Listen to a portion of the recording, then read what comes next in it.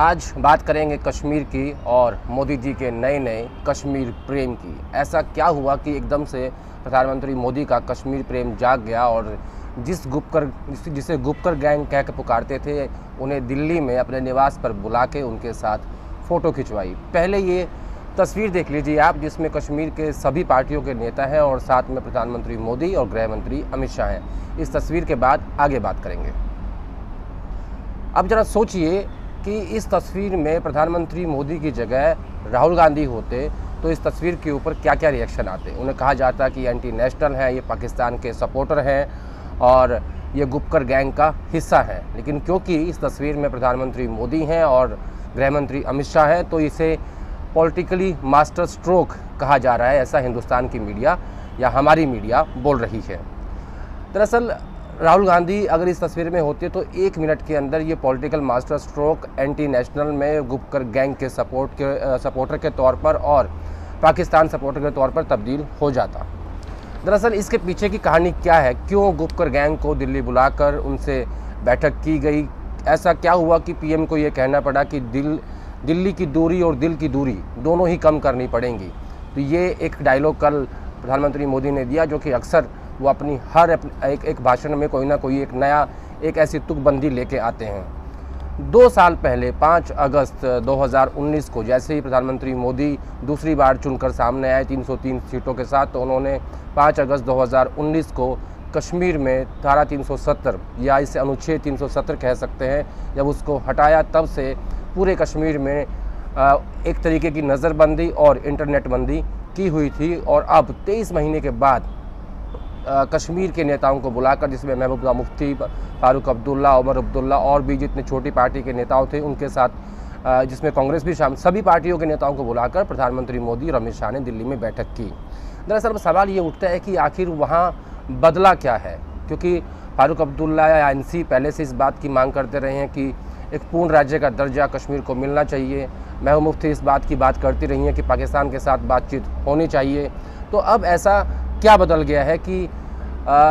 भारत सरकार यानी मोदी सरकार कश्मीर के नेताओं से बुलाकर बात कर रही है। दरअसल बदला कुछ नहीं है, बदला है अमेरिका की सरकार। दरअसल इस साल 2020 में जनवरी में अमेरिका की सरकार बदल गई, वहाँ पर डेमोक्रेट्स का शासन आ गया, जो बाइडन वहाँ के नए प्रेसिडेंट बन गए, जिसके बाद से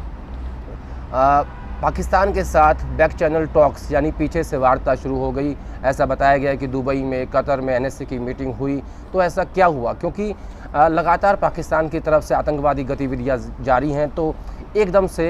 ये बैक चैनल टॉक्स क्यों शुरुआत इनकी करनी पड़ी, क्यों एनएससी की लेवल की मीटिंग बाहर विदेशों में होने लगी, और क्यों औपचारिक तौर पर सरकार ने ये नहीं बताया कि पाकिस्तान के साथ बातचीत हो रही है। और फिर एकदम से ऐसा होता है कि कश्मीर में सीज़ फायर की घोषणा हो जाती है दोनों ही तरफ से। तो क्या ये महज इत्तेफाक है या सही मायने में बैक चैनल टॉक्स चल रही थी और उसमें अमेरिका का प्रेशर था, क्योंकि जो बाइडन जो है उनकी जो पॉलिसी है डेमोक्रेट्स की, वो इस बात को लेकर बार बार वो कहते हैं कि फ्रीडम ऑफ स्पीच और इन सब का हमारा पहला मकसद होगा। क्योंकि जब तक ट्रंप वहाँ के राष्ट्रपति थे तो ट्रंप अपने देश की इकनॉमी और अपने ही एजेंडे पे काम कर रहे थे, और एक चीज़ मिसिंग थी कि जो अमेरिका हमेशा करता आया है, जो अब सरकार बदलने के बाद दिखने लगी है। दूसरा सबसे महत्वपूर्ण बात यह है कि इन बैक चैनल टॉक्स में अगर अमेरिका ने इंटरफेयर किया है तो उसमें एक सबसे बड़ी वजह चीन भी हो सकता है, क्योंकि चीन जिस तरीके से भारत के साथ आक्रामक होकर हमारी सीमा पर बैठा हुआ है, वो भी एक बड़ी वजह है। और ऐसे में भारत को इस वक्त अमेरिका की ज़रूरत है। दुबई में बैक चैनल टॉक्स की शुरुआत हुई, ऐसा सूत्रों के हवाले से बताया गया, लेकिन कोई औपचारिक पुष्टि इस बात की अभी तक नहीं है। इसके अलावा प्रधानमंत्री मोदी ने इमरान खान को पत्र लिखकर कहा कि 70वें नेशनल डे पर आपको बधाई, और उसका जवाब भी इमरान खान ने दिया। दरअसल इस वक्त भारत को अमेरिका की ज़रूरत इसलिए भी है क्योंकि कोविड के चलते भारत की इकनॉमी बहुत ज़्यादा कमज़ोर हो गई है, क्योंकि जीडीपी के जब आंकड़े आए थे तो माइनस में नज़र आया था, तो ये भी एक बड़ा कारण है। इसके अलावा भाजपा का जो बीजेपी की जो राजनीति कश्मीर में है उसकी भी बात करेंगे। 5 अगस्त 2019 से पहले जब कश्मीर की वैली में कश्मीर में सरकार बनी तो पीडीपी और बीजेपी का समझौता हुआ और वो सरकार चली भी कुछ दिनों तक। अब जब कल जिसे मास्टर स्ट्रोक कहा गया उसमें बार बार इस बात का जिक्र हुआ कि डिलिमिटेशन यानी परिसीमन करके वहाँ पर चुनाव कराया जाए, बीजेपी इस बात को लेकर कह रही है कि पहले परिसीमन होगा, उसके बाद हम स्टेटहुड की बात करेंगे, लेकिन कांग्रेस और बाकी पार्टियां कह रही हैं कि पहले आप उन्हें पूर्ण राज्य का दर्जा दीजिए। और इसमें एक बड़ी समस्या ये भी है सरकार के सामने कि आप लंबे अरसे तक कहीं भी डेमोक्रेसी को सस्पेंड नहीं रख सकते। आप ज़रा सोचिए कि जिस तरीके से कोरोना काल में जब लॉकडाउन लग जाता है तो आप लोगों को अपने घर के अंदर बंद कर देते हैं, लेकिन आपके पास कम से कम इंटरनेट तो होता है, आप कहीं बाहर नहीं जा सकते। ज़रा सोचिए कि 1 साल तक जिस तरीके से कश्मीर के लोगों को ना इंटरनेट मिला, ना वो फ़ोन कर सकते थे, अपने अपने घरों में बंद कर दिया गया, नज़रबंदी भी हुई, नोट और इंटरनेट बंदी भी हुई, तो आप सोचिए कि किस तरह के माहौल में वहाँ के लोग रह रहे होंगे। जब मैं बात कर रहा था कि बीजेपी और पीडीपी की सरकार की, उसके बाद जब आज सरकार बात कर रही है कि वो डिलिमिटेशन पहले करेगी, परिसीमन करेगी, उसमें बीजेपी की समस्या ये है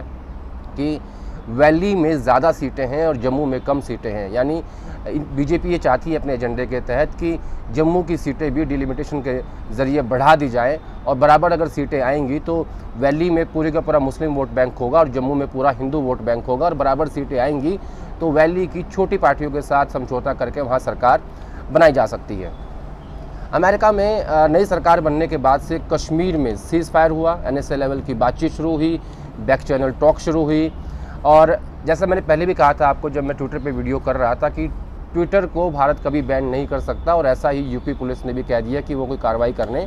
नहीं जा रहे हैं। हालांकि इस पूरी बातचीत में कहीं भी पाकिस्तान और भारत के बीच प्रधानमंत्री लेवल की बातचीत नहीं हो रही है।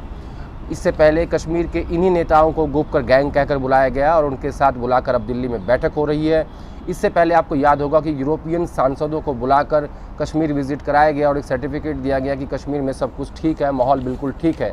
लेकिन जब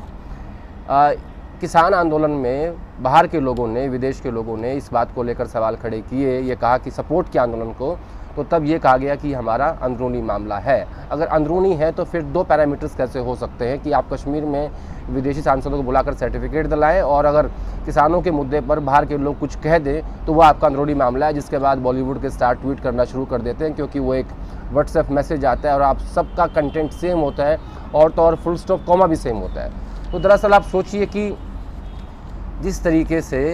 अब भारत सरकार कश्मीर के नेताओं को, गुपकर गैंग को बुलाकर बैठक कर रही है, बातचीत की बात हो रही है, दिल की दूरी और दिल्ली की दूरी को कम करने की बात हो रही है, ये बात सिर्फ जनवरी से पहले क्यों नहीं शुरू हुई? यानी बाइडन के अमेरिका के प्रेसिडेंट बनने के बाद ही क्या ये हलचल शुरू हुई? और एक बहुत बड़ा प्रेशर इसमें कह सकते हैं कि इंटरनेशनल प्रेशर है। हालांकि डिलिमिटेशन जिसकी बात हो रही है कि परिसीमन की बात भारत सरकार बार बार कर रही है, उसके पीछे दरअसल एक तीसरी ताकत है जो किसी को फ़िलहाल नज़र नहीं आ रही है, और उसके पीछे एक मैसेज ये है कि आप लंबे वक्त तक किसी की भी जो डेमोक्रेसी है उसको सस्पेंड नहीं कर सकते। तो गुपकर गैंग के ज़रिए गुपकर गैंग को दिल्ली बुलाकर दिल की और दिल्ली की दूरी कम करने की कोशिश भारत सरकार कर रही है।